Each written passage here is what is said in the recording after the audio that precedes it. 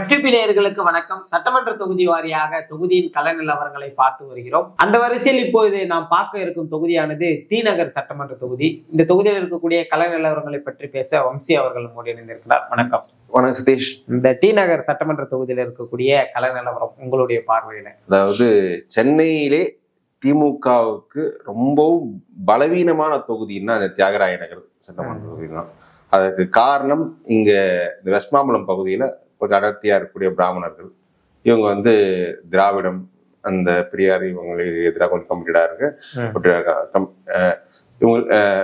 இவங்க திராவிடம் பெரியார் இந்த ஐடியாஸ்க்கு கொஞ்சம் கமிட்டடா இருக்காங்க. ஆன்டி டிஎம்கே ஒரு மைண்ட் செட்ல இவங்க இருக்காங்க.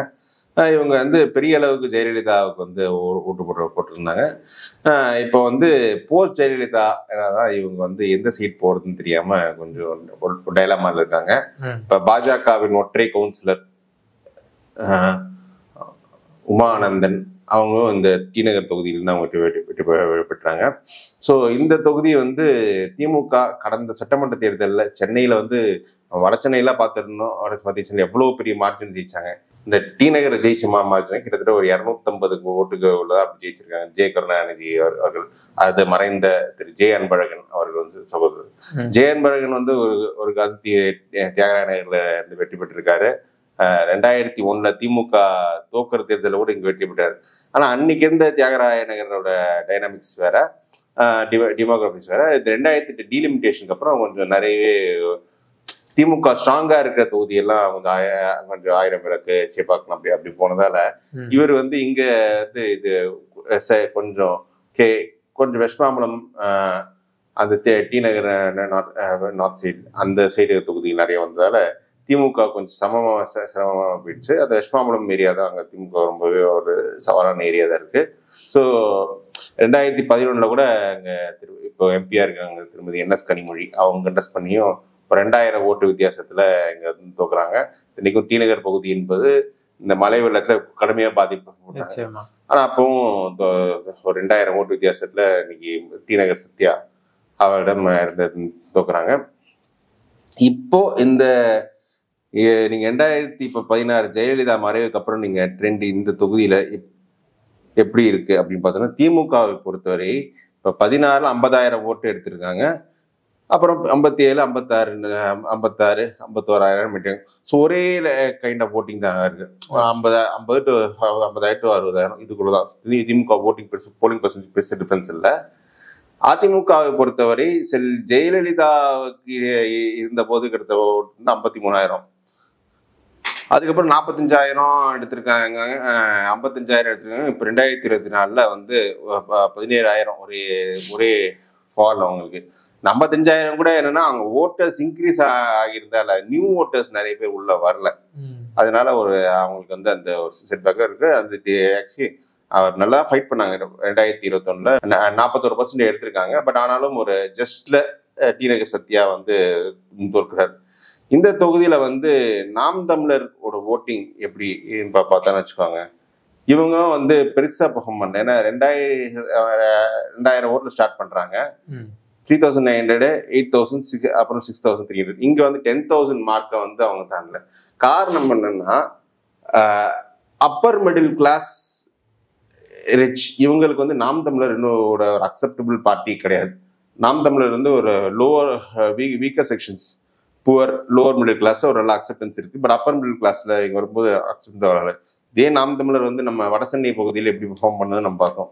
தென் சென்னை பகுதியில் கொஞ்சம் படித்த வாக்காளர்கள் கொஞ்சம் அதிகமா இருக்காங்க. கொஞ்சம் எலிட் செக்ஷன்ஸ் இருக்கும்போது அவங்களால அந்த நார்த் சென்னையில் கொடுக்குற பெர்ஃபார்மன்ஸ் சவுத் சென்னையில் கொடுக்க முடியல. ஸோ இப்போ கடந்த நாடாளுமன்ற தேர்தல் எப்படின்னா, திமுக அணி 42% இங்க எடுக்கிறாங்க, தமிழிசை தங்கமணி தென் சென்னையில. அப்புறம் பாஜக 37%, அப்புறம் அதிமுக 15%, நாம் தமிழ் 5%. ஸோ இயல்பாகவே பாஜக நான் சொன்ன இந்த வெஸ்ட்மாம்பலம் ஏரியா அந்த இந்துத்வா செக்ஷன்ஸ் எல்லாம் இங்கே எவ்வளோ ஸ்ட்ராங்ன்றதுக்கு இதோட சிறந்த உதாரணம் கிடையாது. தமிழிசை கேண்டிடேட்டா போட்டு 37% எடுத்திருக்காங்க. ஒருவேளை தமிழிசை இல்லாமல் ஒரு பிராமணர் யாரும் எடுத்திருந்தாங்கன்னா இவங்க அதிகமாக கூட ஓட்டு எடுக்க வாய்ப்பு நிறையவே இருக்கு.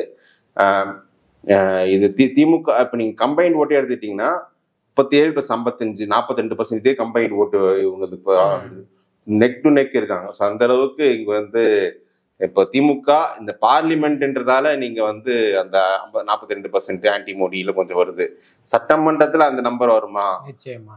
ஏன்னா அதுல வந்து விஜயோட இம்பாக்ட் அதெல்லாம் கொஞ்சம் இருக்கிறதால திமுகவுக்கு இந்த தொகுதி ரொம்பவே பலவீனமா இருக்கு. தோக்குற ஒரு பொசிஷன்லாம் இருக்காங்க. இந்த தொகுதியில் திமுக வந்து இப்ப இருக்க சிட்டிங் எம்எல்ஏ ஜெய கருணாநிதி மீண்டும் போட்டிட்டால் உறுதியாக தோற்று போவார்கள். வேற எந்த கேண்டிடேட் இருந்தா திமுகவில் வெற்றி பெறுவதற்கு வாய்ப்பு இருக்கும்? திமுக இந்த தொகுதியில் எஸ்.வி. சேகர் போன்ற ஒரு பிராமணரை நிறுத்தினால் வெற்றி பெறலாம். ஏன்னா அங்க அந்த பாஜகவிற்கு செல்லக்கூடிய வாக்கு அந்த பிராமின் ஓட்டு கொஞ்சம் எடுக்கலாம். பாஜக அதிமுக அணியும் இப்போ டி நகர் சத்யா தான் எடுத்துக்கிட்டான்னா அவங்களுக்கு அந்த கன்வர்ஷன் கரெக்டா இருக்குமா அப்படின்ற நம்ம சரியா தெரியாது. இதே உமா ஆனந்தன் இப்போ கவுன்சிலர் உமா ஆனந்தன் வந்து கேண்டிடேட்டா நின்னாங்கன்னா உறுதியா எஸ்.வி. சேகர் போட்டிட்டா கூட அந்த தொகுதியில வந்து உமானந்தனுக்கு ஒரு வாய்ப்பு இருக்கும். அப்போ இந்துத்வா பிளஸ் பிராமின்ற அந்த ப்ரோ நரேட்டிவ்ல கொஞ்சம் மேல வரலாம். ஸோ அந்த அளவுக்கு டஃப். அப்படி இதுல வந்து விஜயோட ரோல் எப்படி, விஜய் எப்படி ஓட்டு பிரிப்பாரு என்ன போன வாட்டி கமல்ஹாசனுக்கு வந்து இங்க கமல்ஹாசனும் இவரு பழகரப்பையா நிறுத்தினாரு. 15,000 ஓட்டுக்கிட்ட இன்னும் எடுத்தாங்க. ஆனா அது இதே கமல்ஹாசன் ஒரு பிராமணன் நிறுத்திருந்தா இன்னும் கொஞ்சம் பெட்டரா வந்திருக்கு. பட் கமல்ஹாசனே ஒரு பிராமணன்றதால கொஞ்சம் ப்ரோ பிராமணன் ஓட்டு வந்திருக்கு. அந்த ஓட்டு ஃபுல்லா விஜய்க்கு வருமா?